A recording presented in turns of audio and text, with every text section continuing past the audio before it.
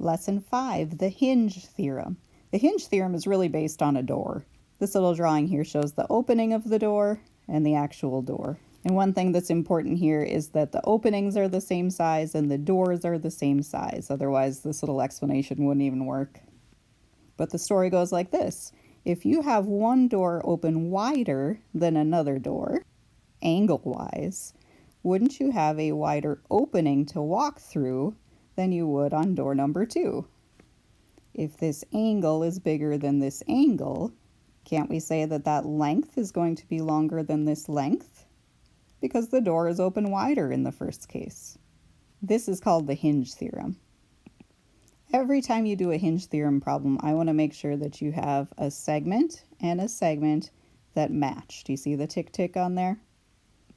And then your second segment matches your other segment, because the if part says if two sets of congruent sides with one included angle, and in this case the included angle on this first one is an 88-degree angle, where the included angle on the second one is the 35-degree angle.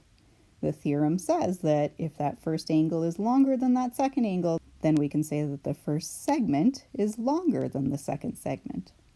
The converse has a similar setup. We still need one side to be congruent to one side,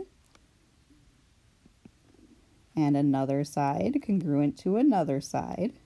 We need to see those ticks, but this time the given information is about the side lengths. The converse says that if two sets of congruent sides with 1/3 side longer, then the angle opposite is larger. So that 12 will have the bigger angle than the 9 would indicate. All right, let's try these. The first example, always checking to make sure we have a tick and a double tick. That's going to tell us which one is our hinge. We can tell that where those two ticks come together, that's the hinge. Where these two sides come together, that's the hinge. Now I'm supposed to tell you which door is wider open, door 1 or door 2. To compare the measures of those angles, all we're going to do is look at the lengths of those sides. And I think you can tell that that 61 is open just a little bit wider. So we will say that the measure of angle 1 is just a little bit greater than the measure of angle 2. Be careful when you write those angle symbols and your greater than symbols in the same line so that you can tell the difference. And was I using the hinge theorem or the converse? Well, I was given those side lengths. So when you're given the side lengths and determining which angle is bigger, that is the converse. Our next example is looking a little more confusing. So that's why it's really important to make sure that first of all you can match up a tick tick. But in order to use the hinge theorem, I would need another pair of sides with ticks, and I don't see any other ticks. Unless you're real good with those shared sides, couldn't we put our own ticks right here since they're sharing a side by the reflexive property? So I can use side KM for that first door and side KM for that second door.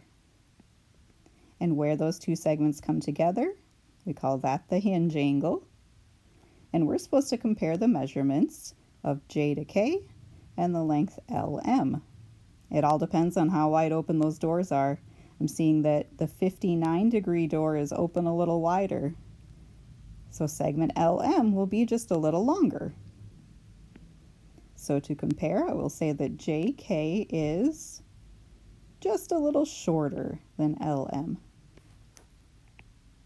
And this time, since I was given the angle measures, I used the hinge theorem.